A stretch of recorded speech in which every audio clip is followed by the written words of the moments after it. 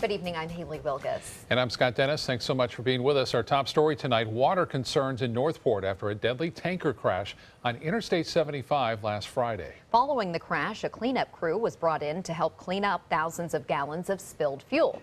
But we learned yesterday they didn't get it all. Some has now leaked into the water supply in Northport. ABC 7's Christopher Brantley is joining us live with more on the situation there. Christopher. Though Scott and Haley, officials urge residents not to panic. They say the fuel contamination was small and contained, but some residents are still taking precautions. Catherine Lanza is among those who are playing it safe, boiling water before using it. It's very concerning when you're talking about the water we drink. Last Friday, when a fuel tanker crashed, the fuel and oil it was carrying spilled out. The Department of Environmental Protection, who is the lead agency, hired a company to clean up the mess, but there was still some left over. We did have a couple heavy rainstorms between Friday night and Monday. So what happened is the swale system along I-75 where the oil was contained had breached come Monday morning. It wasn't until Tuesday morning that these oil sheens were spotted in ditches nearby. The DEP put out booms.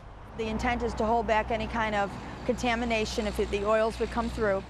Problem is, these ditches are all connected, and they all run here to the water treatment facility. This is the Myakkahatchee Creek, where most of the drinking water for the city of Northport comes from. Since that oil sheen was found on Tuesday, it's been turned off, and the city's water is coming from the Peace River. We toured the Peace River water treatment facility earlier this year. They supply water for Sarasota and DeSoto counties and are the backup for Northport. The DEP has been regularly testing water at Northport's facility. Yesterday, they pulled a sample at the intake structure at the water treatment plant. We got the results back about 6 o'clock last night, and those came back negative. There was no detectable limit of petroleum in the water. But Northport's Catherine Lanza isn't taking any chances. Places around the country have had issues, and they didn't get the right answers in soon enough. So I certainly would be hopeful that here we will. And today, the city of Northport officials wanted to make abundantly clear that the DEP is in charge of testing the water. And Northport officials tell us they'll continue using the Peace River water until they're 100% certain that the water from Northport is clear to use. Christopher Brantley, ABC 7, your Suncoast News. Christopher, thank you. Some people living on Siesta Key are also worried about their water quality following a discharge from the wastewater treatment facility there last month. Sarasota County says more than 3 million gallons of partially treated wastewater was discharged in the Siesta Key Grand Canal on August 31st. County officials say this controlled spill was done when the plant had reached full capacity because of the storm waters brought on by Hermine. Otherwise, this could have caused raw sewage to spill out. Experts say residents should not be concerned with the water quality, but for some people who live near that canal, they're still questioning the decision. We just moved to the neighborhood about a month ago, and it was brought to our attention, and we feel that we're far enough downstream that it doesn't affect us, but it is a concern since it is waste going into our water. The wastewater treatment facility on Siesta Key was originally scheduled to be shut down this year. Now county officials say that won't happen until the end of next year. 8 counties in Florida will now be able to get federal funding to help recover from the damage caused by Hurricane Hermine. Today, the president declaring a major disaster exists in Florida. The declaration makes federal funding available to those affected by the storm in several panhandle counties, along with Hillsborough, Pasco, and Pinellas counties to our north. No Suncoast counties were included. Storm victims will now be able to apply for grants for temporary housing, home repairs, loans to cover property losses, and other assistance. Again, Sarasota, Manatee counties not included in the declaration. However, FEMA says damage surveys are still being conducted and additional counties could still be added. Red tide continues to plague the area and wreak havoc on beaches on the Suncoast. Coming up tonight on ABC 7 News at 7, we will take a closer look at what exactly is going on and how it's affecting the beaches.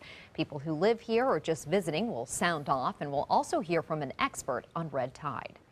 This bloom in particular came on very strong all of a sudden. This is the time that we usually get an algae bloom like this. We'll have an in-depth look at the red tide on the Suncoast and the fish kill that is connected to it. Again, that's right here on ABC 7 News at 7. Definitely an unpleasant experience. Yeah, it is, but doesn't last forever, which is the That's good a news. good thing. We're also still in hurricane season, and things are brewing, of course, down in the tropics. We have the new named tropical storm today. Here's Bob with more. That's right, Scott. It is Matthew. It's the 13th named storm of the season, and it looks like it could be the strongest one of the season, too. Unluckily for Jamaica, it looks like right now that's going to get hammered, I think, by a hurricane. It could be a strong Category 2 at that point, too, but we'll keep an eye on it for you. Obviously, the rotation is there. The reconnaissance aircraft indicating they have winds above a tropical storm force strength. In fact, it's one of the strongest tropical storms so far for the season, and it's only 12 hours old for the most part. It continues to make its way to the west. There's a real good envelope in the upper levels of the atmosphere, which is allowing this storm to breathe, and it looks like it will only get stronger. Once it gets by some dry air here in the central Caribbean, there's a real good chance it could get much stronger. The forecast philosophy is this. All the models agree on this westerly track, but when it gets to day 2, right here, there's a big spread. Now, what happens is that some of the models drop south, while others take it a little bit further off to the north. The further south that it is, the more chance it has of hitting Florida. The further north, obviously, less chance of hitting us. It will start to make that big break to the north that we're all counting on. But Jamaica's right there in the middle of most of those models that you see, and then eventually Cuba. The good news is that the GFS, which had been to the east of the state, and now the European is projecting more of an easterly track, and the European and GFS starting to align. That's good news. The European had it more toward Florida earlier. Now, I caution you is that the models can change with each computer run every 6 hours or so, so we'll have to watch it. There's still some outliers here, and the National Hurricane Center is really not changing its forecast path and track at this point. Top wind's already at 60 miles an hour, and you can see that large spread of air. It could be anywhere along this line over Haiti, or it could be even west of Jamaica at this point. And if it is west of Jamaica, we could be in some serious trouble here in Florida. But for the time being, it's starting to trend a little bit better for us. So we'll have more on that, and a wet forecast for us. A little bit more shower activity expected for Thursday. Back to you. All right, Bob, thank you. No charges against 4 Sarasota County Sheriff's deputies accused of perjuring themselves in a drug trafficking case, all to protect a confidential informant. In March, the deputies, part of an anti-crime unit, pulled Jose Perez over on I-75 for a seatbelt violation. A sheriff's dog was called in and found 6 pounds of cocaine in Perez's truck. Documents about the arrest show the deputies never mentioned an informant in their sworn depositions. However, 2 deputies did mention the informant in reports following those depositions. Officers do not have to disclose who their informant is, but they cannot conceal that they actually used one. The sheriff's office will now begin an internal investigation of the deputies' actions. A big business deal on Sarasota's bayfront. Marina Jack says it is merging with Suntex Marina investors. The Dallas-based company's portfolio already includes 34 marinas across the country and in the Caribbean. Marina Jack's landlord is the city of Sarasota, but city officials are not required to be told about the deal before it happens. If it's a merger, they don't. And that's why we want to make sure that we take a look at it to ensure that, all the I's are dotted, T's are crossed in terms of what the lease speaks about for these types of partnerships. But if it's a merger, we, again, don't foresee any issues there that we will have to come before the City Commission to take any action. Marina Jack opened in 1968. An update now on the solar panel mishap in Venice. You may recall Florida Power and Light hired a contractor to install a new solar panel parking canopy at the Venice Community Center. But the contractor built the structure in the wrong part of the parking lot after misreading the plans. Yesterday, Venice City Council members voted to hold off on making a decision about what to do with that structure.